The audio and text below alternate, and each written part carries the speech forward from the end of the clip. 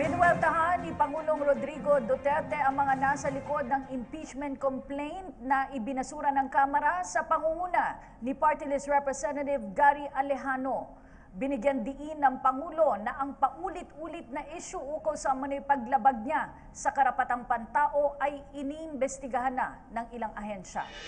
Kaugnay nito, iginit ng Pangulo na malaya si Alejanong idulog ang kanyang reklamo sa International Criminal Court. Ang ulat mula kay Julius D. Samburon. Hinamon ni Pangulong Rodrigo Roa Duterte si Magdalo Party List Representative Gary Alejano na maghain ng kaso sa International Criminal Court. Ito'y matapos ibasura nitong Lunes ng mababang kapulungan ng Kongreso ang impeachment complaint laban sa Pangulo dahil sa pagiging insufficient in substance nito. Kapaloob sa nasabing complaint ni Alejano ang war on drugs at di umano'y operasyon ng Davao Death Squad. Yeah, you can go ahead. He's free to do it. This is a democracy. I was investigated by the human rights when Delilah was still the chairman. I was investigated again when she was the Justice Secretary. Then I was investigated again by the Senate. And I was investigated again by the House. Ano pa bang gusto nilang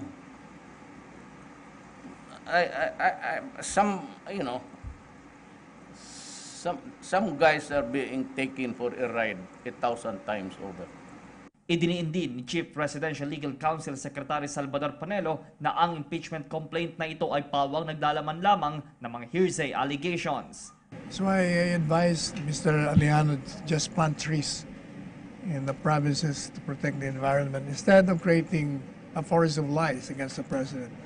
He will not succeed. Although the intention really is to get a 3-minute fame.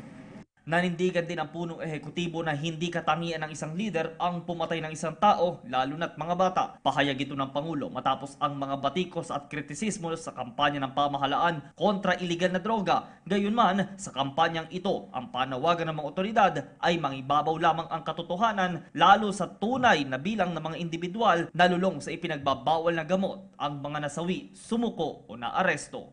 Ano pa namang gira na sa droga na walang namatay?